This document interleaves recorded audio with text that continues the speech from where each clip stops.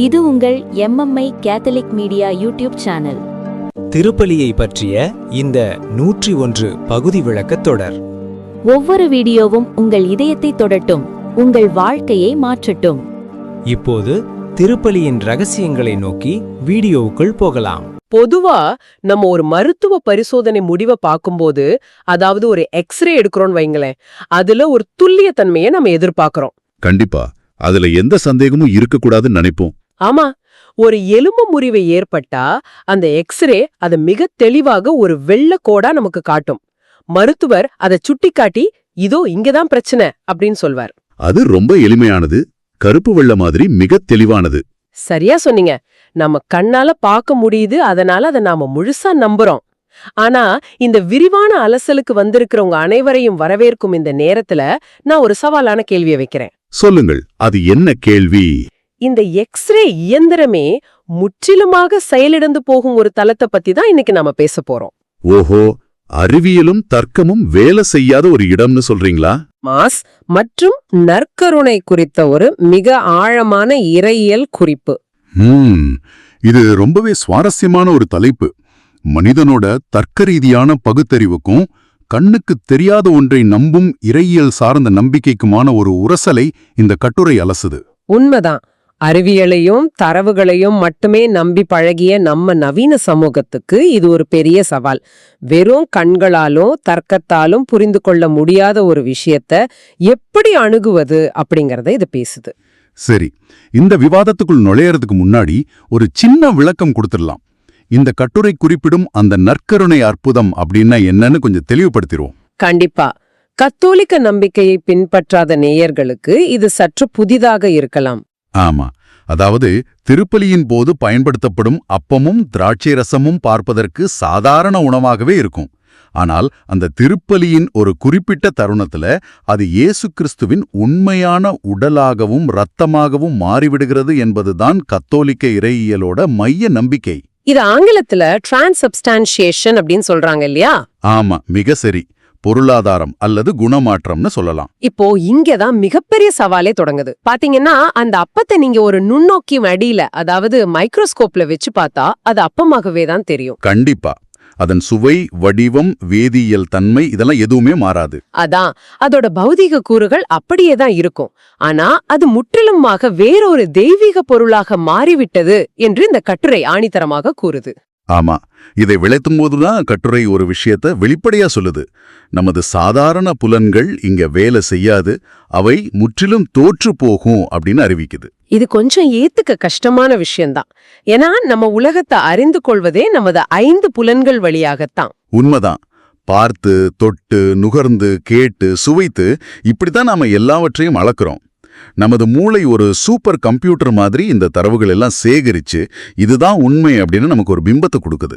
ஆனா இந்த நற்கருணை அற்புதத்துல உங்கள் கண்கள் உங்களை ஏமாற்றும், உங்கள் நாக்கு உங்களை ஏமாற்றும்னு கட்டுரை சொல்லுது. ஆமா, புலன்கள் கொடுக்கும் தரவுகளை வச்சுக்கிட்டு இந்த உண்மையை உங்களால நெருங்கவே முடியாது அப்படின்னு ரொம்ப அழுத்தமா பதிவு செய்யுது. இத நான் எப்படி பாக்குறேன்னா, ஒரு சின்ன ஒப்பீடு சொல்றேன்.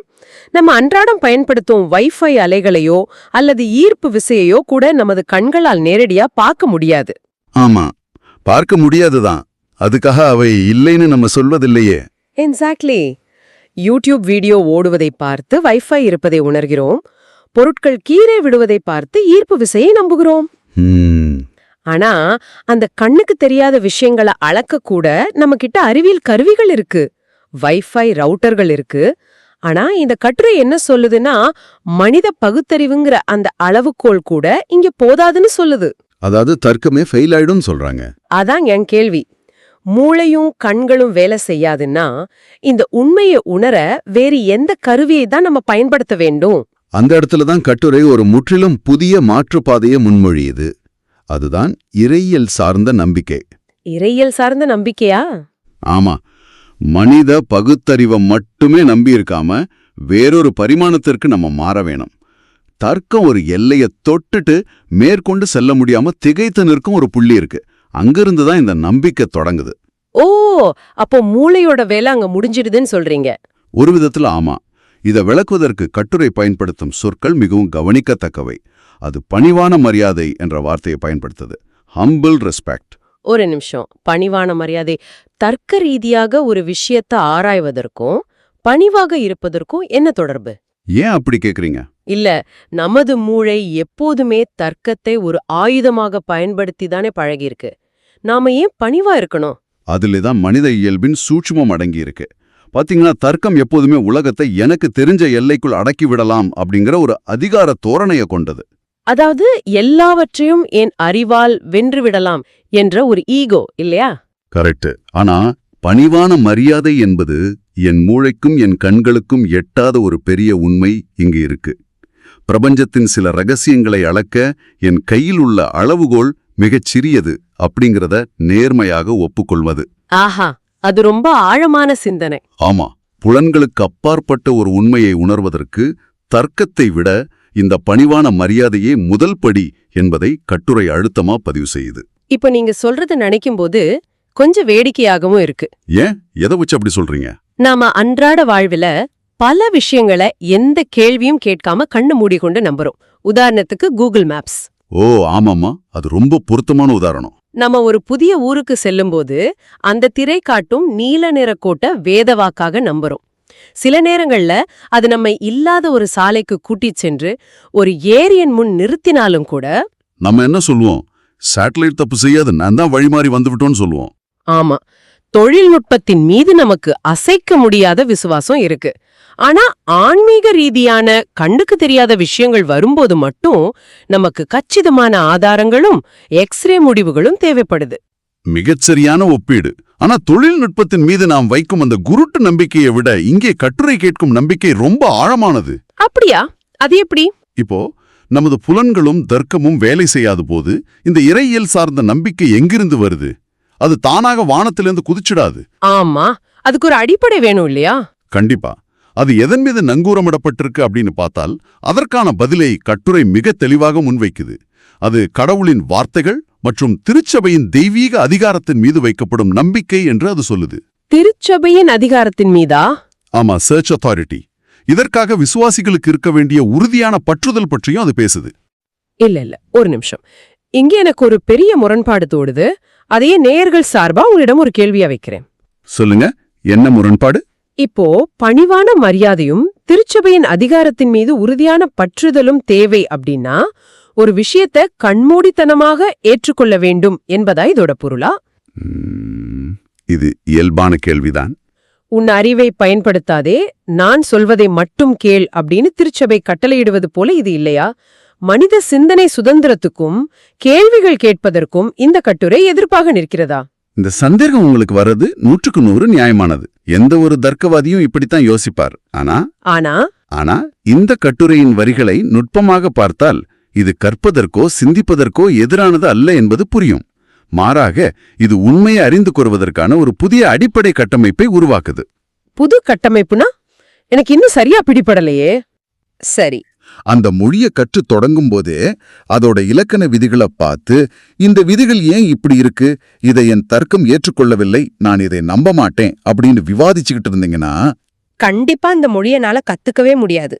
சரியா சொன்னீங்க. உங்களால அந்த மொழியின் ஒரு வாக்கியத்தை கூட முழுமையாக பேச முடியாது.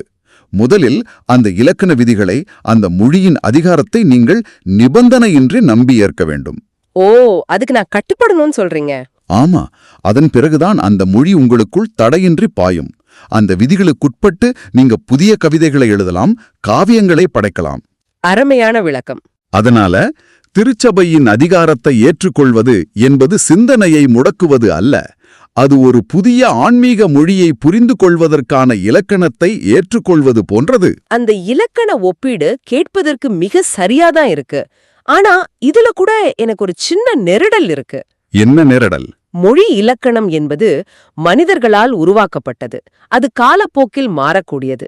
இலக்கணம் தவறாக தோன்றினால் மக்கள் அதை மாற்றி அமைப்பார்கள். உண்மைதான். ஆனா இங்கே நாம பேசுவது தெய்வீக அதிகாரம், டிவைன் அத்தாரிட்டி. இது மாறாதது, முழுமையானது என்று கூறப்படுகிறது. ஒருவேளை அந்த தெய்வீக அதிகாரத்தின் இலக்கணம் ஒரு மனிதனின் அடிப்படை தர்க்கத்திற்கு முற்றிலும் முரணாக தோன்றினால் என்ன செய்வது? அதை கண்மூடித்தனமாக ஏற்றுக்கொள்வது மனித இயல்புக்கு எதிரான ஒரு வன்முறை இல்லையா? வாவ், இது மிக ஆழமான ஒரு கேள்வி. இதுல தான் அந்த நம்பிக்கை என்பதன் முழுமையான சவாலே அடங்கியிருக்கு. நீங்களே ஒத்துக்கிறீங்க இது பெரிய சவால் தான் அப்படின்னு. கண்டிப்பா மனிதர்களால் உருவாக்கப்பட்ட இலக்கணத்தை ஏற்பது எளிது.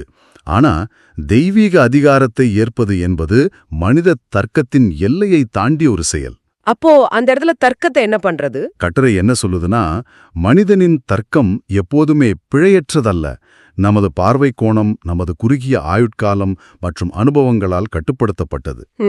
அதாவது நம்ம தர்க்கத்துக்கு ஒரு லிமிட் இருக்கு. ஆமா, திருச்சபையின் அதிகாரத்தை ஒரு விசுவாசி ஏற்கும் போதே அவர் அடிப்படையில் ஒரு விஷயத்தை ஒத்துக்கொள்கிறார். என் சொந்த பார்வையை விட பிரபஞ்சத்தை படைத்தவனின் பார்வையே மிகவும் துல்லியமானது அப்படின்னு அவர் நம்புறார். ஓ, அந்த நம்பிக்கையின் அடிப்படையில தான் அவர் அந்த அதிகாரத்திற்கு தன்னை ஒப்புக் கொடுக்கிறார். மிகச்சரி. இது மூளையை நிறுத்தி வைக்கும் செயல் அல்ல. இது தன் சொந்த தர்க்கத்தின் போதாமையை உணர்ந்து அதைவிட பெரிய ஒரு உண்மையிடம் தன்னை ஒப்படைக்கும் மிக தீவிரமான ஒரு தத்துவார்த்த நிலைப்பாடு. அப்படியென்றால் இது ஒருவித ஈகோவின் சரணடைதல் என்று சொல்லலாம். ஆமா, ஈகோ சரணடைதல் தான். என் அறிவை விட பெரிய உண்மை ஒன்று இருக்கு அப்படிங்கிறத ஏற்றுக்கொள்வது. சரி, அப்படி அந்த அதிகாரத்தை ஏற்றுக்கொண்டு எல்லாவற்றையும் முழுமையாக நம்பிவிட்டோம் என்று வைத்துக்கொள்வோம். அதோடு வேலை முடிந்து விட்டதா? அதான் இல்ல. அங்கதான் விஷயமே இருக்கு. என்ன சொல்றீங்க? அதன் பிறகு அந்த விசுவாசி எந்த கேள்வியும் கேட்காமல் அமைதியாக இருந்து விடலாமா? அங்கேதான் இந்த கட்டுரையின் மிகச் சுவாரஸ்யமான திருப்பம் இருக்கு. அதிகாரத்தை ஏற்றுக்கொண்டு நம்புவது என்பது பயணத்தின் முடிவல்ல. அதுதான் உண்மையான பயணத்தின் தொடக்கமே. பயணத்தின் தொடக்கமா? ஆமா, அந்த நம்பிக்கைக்கு பிறகு விசுவாசிகளுக்கு ஒரு பெரிய கடமை இருப்பதாக கட்டுரை கூறுது. என்ன கடமை அது? அதாவது திருப்பலி மற்றும் நற்கரணை பற்றிய உண்மைகளை அவர்கள் மென்மேலும் ஆழமாக ஊடுருவி அறிய வேண்டும் அப்படின்னு ஒரு வரி வருது. பெனிட்ரேட் மோர் டீப்லி தி ட்ரூத்ஸ். இருங்க, மீண்டும் எனக்கு குழப்பம் வருது. இது முரண்பாடுகளின் உச்சமாக இருக்கிறதே. முரண்பாடா? எப்படி சொல்றீங்க? ஆரம்பத்துல நீங்க என்ன சொன்னீங்க? மனித பகுத்தறிவும் புலன்களும் மட்டும் போதாது, அவை உங்களை ஏமாற்றும், எனவே நம்பிக்கையை மட்டும் பற்றிக்கொள்ளுங்கள் அப்படின்னு சொன்னீங்க. ஆமா, சொன்னேன். இப்போ திடீரென்று உண்மைகளை ஆழமாக ஊடுருவி அறிய வேண்டும் அப்படின்னு மூளைக்கு வேலை கொடுக்க சொல்றீங்களே. அது என்னுடைய கண்களையும் தர்க்கத்தையும் பயன்படுத்தக்கூடாது அப்படின்னா எந்த கருவியை கொண்டு நான் இந்த உண்மைகளை ஆழமாக ஊடுருவி ஆராய்வது? இதோட செயல்முறை என்ன? இதை ஒரு விசுவாசி எப்படி நடைமுறையில் சாத்தியப்படுத்துகிறார்? இது ஒரு அருமையான கேள்வி. இங்கே ஆழமாக ஊடுருவி அறிவது என்பது ஒரு அறிவியல் ஆராய்ச்சியகத்துல நடக்கிற சோதனைகளை போன்றதல்ல. அப்போ அது எப்படிப்பட்டது? இது ஒரு இறையியல் மற்றும் அகவயமான தேடல், கண்டெம்ப்ளேட்டிவ் இன்வெஸ்டிகேஷன் சொல்லுவாங்க. ஒரு விசுவாசி அந்த அப்பத்தையும் ரசத்தையும் வேதியியல் பரிசோதனை செய்வதில்லை. மாறாக அதன் பின்னணியில் உள்ள அர்த்தத்தை, அந்த தியாகத்தின் ஆழத்தை, பல நூற்றாண்டுகளாக எழுதப்பட்ட இறையியல் விளக்கங்களை தியானிக்கிறார், வேத வாக்கியங்களை படிக்கிறார். ஓ, இது ஒரு ஆன்மீகமான தேடல். ஆமா, எல்லையற்ற ஒரு தெய்வம் எப்படி இவ்வளவு சாதாரணமான ஒரு உணவுப் பொருளுக்குள் தன்னை சுருக்கிக் கொண்டு மனிதர்களிடம் வருகிறது என்ற அந்த முரண்பாட்டின் அழகை தன் சிந்தனையால் அளவிட முயற்சிக்கிறார். இங்க அவர் தன் அறிவாற்றலை பயன்படுத்துறாரா? கண்டிப்பா பயன்படுத்துறார். ஆனா அந்த அறிவாற்றல் சந்தேகத்தால் வழிநடத்தப்படவில்லை, மாறாக நம்பிக்கையால் வழிநடத்தப்படுகிறது. ஆஹா, இப்ப எனக்கு புரியுது. இத ஒரு மனித உறவோட ஒப்பிட்டு பார்க்கலான்னு எனக்கு தோணுது. ஆஹா, சொல்லுங்க, எப்படி ஒப்பிடுறீங்க? இப்போ எனக்கு ஒரு நண்பர் இருக்காருன்னு வச்சுக்குவோம். அவருடைய பெயர், அவர் என்ன வேலை செய்றார், அவருடைய உயரம் என்ன என்பது போன்ற மேலோட்டமான தகவல்களை நான் தெரிந்து வைத்திருக்கலாம். சரி. ஆனா அது மட்டுமே அவரை முழுமையாக புரிந்து கொண்டதாக ஆகாதில்லையா? அவரை ஆழமாக ஊடுருவி அறிவது என்பது அவர் எதைக் கண்டு பயப்படுகிறார், அவர் எப்போது உண்மையிலேயே சிரிக்கிறார், அவருக்கு எது பெருமகிழ்ச்சியை தருகிறது போன்ற விஷயங்களை புரிந்து கொள்வது. மிகச்சரியான ஒப்பீடு. இந்த ஆழமான புரிதலை ஒரு இரத்த பரிசோதனை மூலமாகவோ எக்ஸ்ரே மூலமாகவோ நான் தெரிந்து கொள்ள முடியாது. அதற்கு காலமும் கவனமும் அவரோடு நான் செலவிடும் உணர்வுபூர்வமான உறவுமே தேவை. அதுபோலத்தான் இந்த நற்கருணையை அறிவதும் என தோணுது. இதைவிட சிறப்பா இந்த விஷயத்தை விளக்க முடியாது. நீங்க சொன்னது 100க்கு 100 உண்மை. ஒருவரை பற்றி வெறும் டேட்டாவை வைத்திருப்பது வேறு, அவருடைய ஆன்மாவை தெரிந்து கொள்வது வேறு. ஆமா, ரெண்டும் முற்றிலும் வேற. கட்டுரை குறிப்பிடும் அந்த ஆழமான தேடல் இதுதான். இது அறிவியல் பூர்வமான ஆழம் அல்ல, இது உருவபூர்வமான ஆழம், ரிலேஷனல் டெப்த். இதனாலதான் மனித பகுத்தறிவு மட்டும் போதாது அப்படின்னு அது ஆரம்பத்திலே தடுத்து நிறுத்துது. இது நம்மளை அடுத்த மிக முக்கியமான கேள்விக்கு கொண்டு செல்லுது. எதற்காக ஒரு மனிதன் இவ்ளோ மெனக்கட வேண்டும்? தர்க்கத்தோடு போராடி திருச்சபையின் அதிகாரத்திற்கு பணிந்து புலன்களுக்கு தெரியாத ஒரு மர்மத்தை வாழ்நாள் முழுவதும் ஆழமாக ஆராய்ந்து இந்த தொடர் போராட்டத்தின் இறுதி நோக்கம் என்ன, எதற்காக இதைச் செய்ய வேண்டும் என்று கட்டுரை சொல்லுது. கட்டுரையின் மிகச் சிறப்பான மற்றும் முத்தாய்ப்பான வரி அதுதான். இத்தனை அறிவுபூர்வமான தேடல்களையும் இறையியல் விசாரணைகளையும் ஒரு விசுவாசி எதற்காக செய்றான் அப்படின்னா கடவுளின் உண்மைகளை அதிகமாக அறிந்து கொள்வதன் மூலம் அவர் மீதுள்ள அன்பை அதிகரிக்க செய்ய முடியும் அப்படின்னு கட்டுரை முடிக்குது. வாவ்! அறிந்து கொள்வது என்பது நேசிப்பதற்கான ஒரு கருவி. Knowing leads to loving. ஆமா, இது உண்மையிலே தத்துவார்த்தமான ஒரு பாய்ச்சல் தான். கண்டிப்பா. மூளையின் அத்தனை தேடல்களும் இறுதியில் இதயத்தின் அன்போடு சென்று முடிவடைகிறது. ஆமா, அறிவும் அன்பும் ஒன்றோடொன்று கைகோர்த்து பயணிக்கும் ஒரு அழகிய முரண்பாடு இது. பாத்தீங்கன்னா, நீங்கள் ஒருவரை ஆழமாக நேசிக்கிறீர்கள் என்றால் அவரை பற்றி மேலும் மேலும் தெரிந்து கொள்ள விரும்புவீர்கள். உண்மைதான். அதேபோல ஒருவரை பற்றி ஆழமாக புரிந்து கொள்ள அவர் மீதான உங்களின் அன்பு இயல்பாகவே அதிகரிக்கும். கரெக்ட். ஆரம்பத்தில் தர்க்கத்தால் உணர முடியாத ஒன்றை நம்பிக்கையின் மூலமாக ஏற்றுக்கொண்டு பின் அந்த நம்பிக்கையின் மூலமாக வரும் உண்மைகளை ஆழமாக ஆராய்ந்து அதன் மூலம் அன்பை முழுமையடைய செய்வதுதான் இந்த ஒட்டுமொத்த இறையியல் செயல்முறை. அதாவது அறிவாற்றல் என்பது இங்கே அகங்காரத்தை வளர்ப்பதற்காக அல்ல, அன்பை ஆழப்படுத்துவதற்காகவே பயன்படுத்தப்படுது. மிக சரியாக சொன்னீர்கள்.